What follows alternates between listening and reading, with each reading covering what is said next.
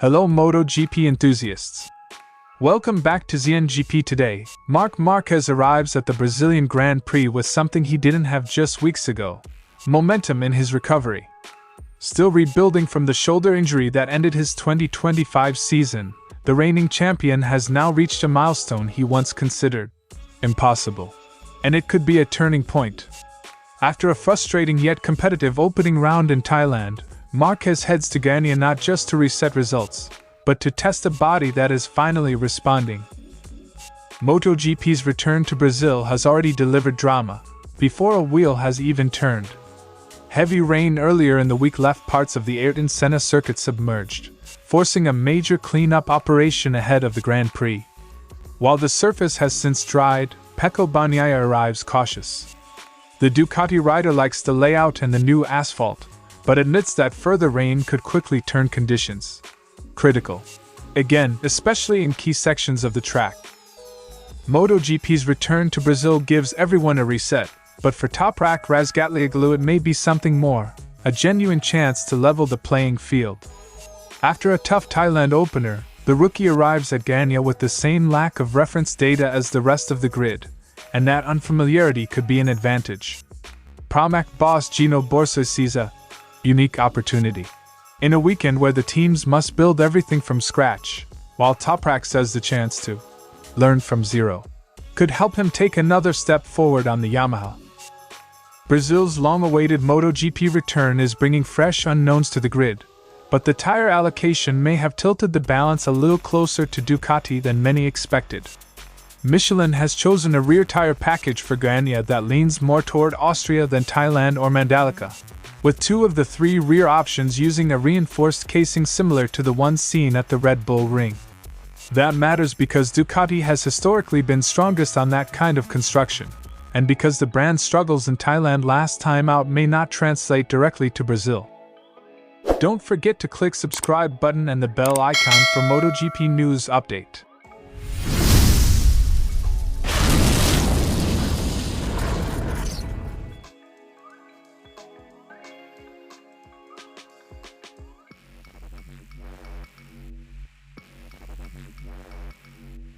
Marquez revealed that he has managed to complete back-to-back motocross training sessions, something that was out of reach before the Thailand round due to pain levels.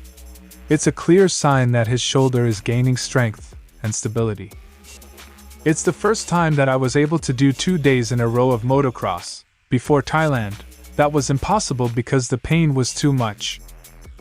For Marquez, progress is measured not just in lap times, but in what his body allows him to do off the bike. And this is a significant step forward. Despite the improvement, Marquez is not claiming full fitness yet. The recovery is ongoing, but the trajectory is positive, and he expects to feel better on the bike as the strength returns. Now it looks like we are improving. I'm happy about the evolution, and I'm sure that I will feel better. That cautious optimism reflects experience. Marquez knows better than most how unpredictable injury recoveries can be. The season opener in Thailand showed both promise and frustration. Marquez had the pace to fight for victory in the sprint before a penalty intervened, and looked set for a podium on Sunday until an unusual tire failure ended his race. I was doing a solid weekend. Even like this, I was able to fight for the podium. The takeaway is clear: even below peak fitness, Marquez remains a contender, which makes his physical progress even more significant. The return to the Ayrton Senna Circuit could work in Marquez's favor. Its shorter layout, combined with extended practice sessions, will allow riders to accumulate laps quickly and adapt without overexertion. A shorter layout and longer practice will make our lives easier. We will do many laps. More laps and less time means faster adaptation, and for a rider managing recovery, that's a crucial advantage. Marquez has already moved on from Thailand's disappointment, describing it as a normal weekend, despite the unusual incidents. His focus is now on regaining feeling with the bike and building confidence on a completely new circuit. It's done. So now I'm looking forward to here in Brazil to have a better feeling. That ability to reset quickly is one of Marquez's defining traits, and it may be key on a weekend where nobody has prior experience. Marc Márquez's Brazilian Grand Prix begins with more than just curiosity about a new track. It begins with belief in his own recovery. The ability to push harder in training signals that his shoulder is finally catching up with his ambition.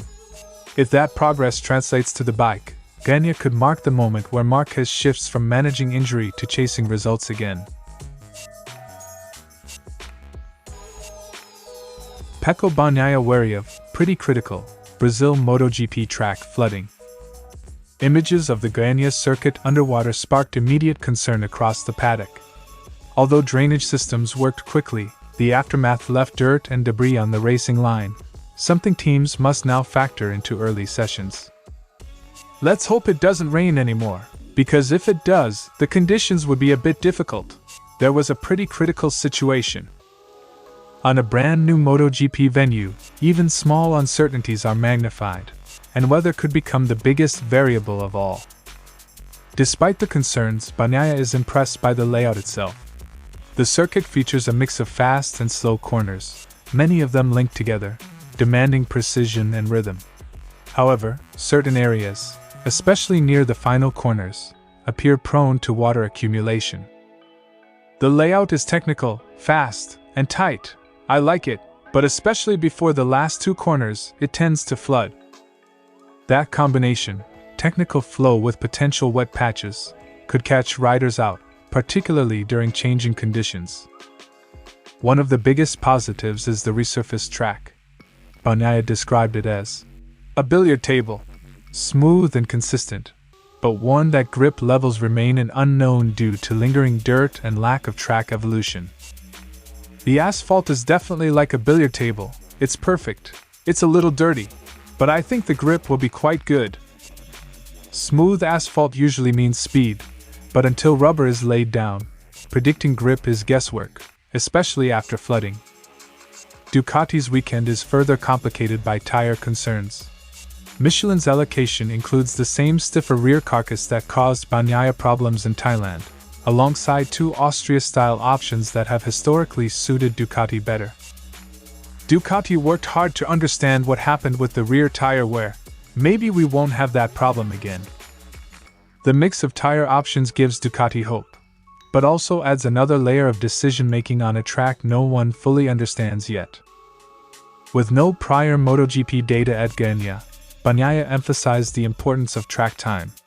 The goal is simple: complete as many laps as possible to understand grip, tire behavior, and setup direction. The important thing will be to be able to do a lot of laps to understand what to do on the bike. On a weekend like this, Friday practice becomes the foundation. The riders who learn fastest, in both dry and potentially wet conditions, will control the narrative. Pecco Bagnaia arrives in Brazil balancing optimism with caution.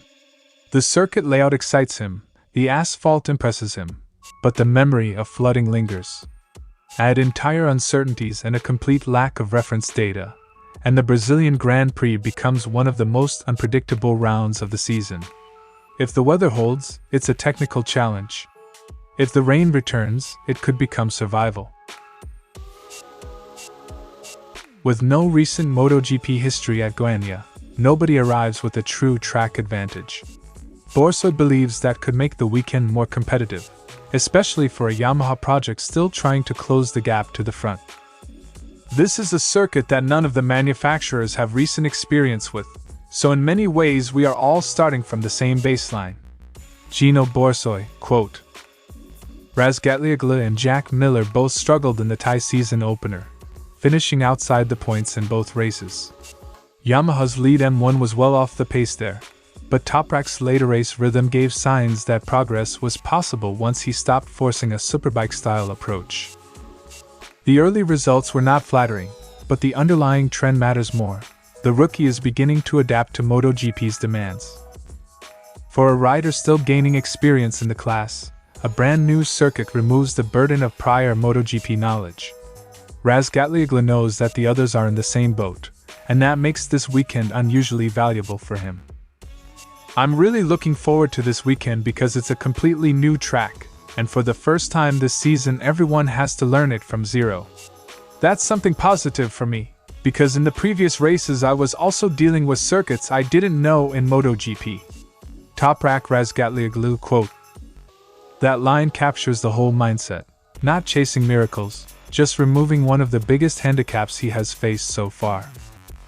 Razgatlioglu says his focus remains on improving his riding and his sense of the Yamaha corner by corner, lap by lap.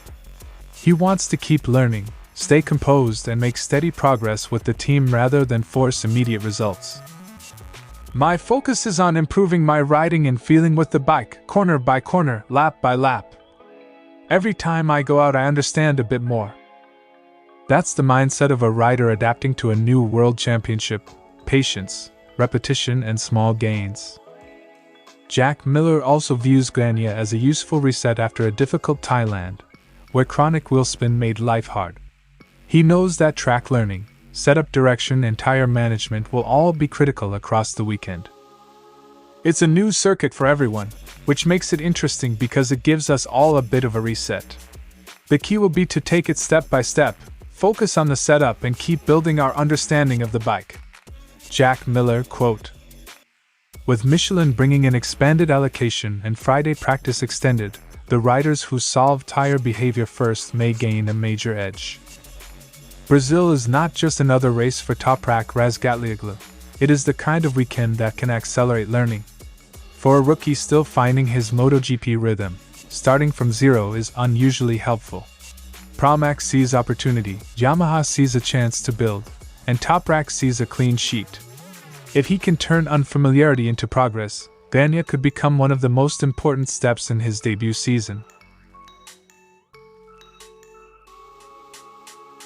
Michelin initially suggested Goiânia might be approached with a Buram-style rear casing, but the final allocation has moved in a different direction. Two rear options now use a reinforced casing identical to the Red Bull Ring specification, while only one rear tire uses the softer-style casing seen at tracks like Buram and Mandalika. Ducati's recent history suggests this choice could work in its favor. The Italian brand's 88-race podium streak ended in Thailand, and it also struggled on the same type of reinforced carcass at Mandalika last October. But the Red Bull Ring picture is different. Marc Márquez won both Austria races last season, while Pecco Bagnaia dominated there in both 2023 and 2024 using that same rear tire concept. Ducati is not the only manufacturer that can benefit from a reinforced rear. In Thailand, the stiffer tire helped Aprilia, with Marco Bezzecchi taking pole and victory in the Grand Prix. In Austria, KTM and Aprilia also showed strong results on the same general tire philosophy. Goiânia presents a unique problem for Michelin. There has been no MotoGP testing there, so the company has had to rely entirely on simulation data. That data points to a highly asymmetric circuit with major loads on the right-hand side, which explains the extra reinforcement and the expanded tire choice. Goiânia represents a completely new challenge for us. We have never raced there in MotoGP and we have not been able to organize any tests, so all our preparation relies on simulations. To offset the uncertainty, Michelin is bringing an extended allocation, 3 front and 3 rear specifications, all asymmetric. The rear tires also feature reinforced structure to better control temperature buildup, giving teams more combinations to explore during the weekend. This will give teams more opportunities to find the best balance. That balance will matter immediately, which is why Friday practice has also been extended. In a brand new venue, the riders who decode the tire behavior fastest will be the ones best placed on race day. The Brazilian GP is shaping up as a race where learning speed may matter as much as outright pace. With no prior MotoGP laps to guide setup choices, teams must use Friday to identify which rear option suits the track surface, temperature, and riding style. The riders who adapt quickly, particularly on the right side of the tire, could gain a real edge, and Ducati may find that this allocation gives it a more familiar battleground than expected. Brazil was always going to be unpredictable, but Michelin's tire choice may have softened the blow for Ducati. The allocation looks far closer to Austria than Thailand, and that could bring the red bikes back into a more comfortable operating window. Still, Goiânia is new ground for everyone, and with simulations replacing testing, The teams that learn fastest on Friday may be the ones fighting at the front on Sunday. Thanks for watching ZNGP Today, and this is your MotoGP news update. And see you next time!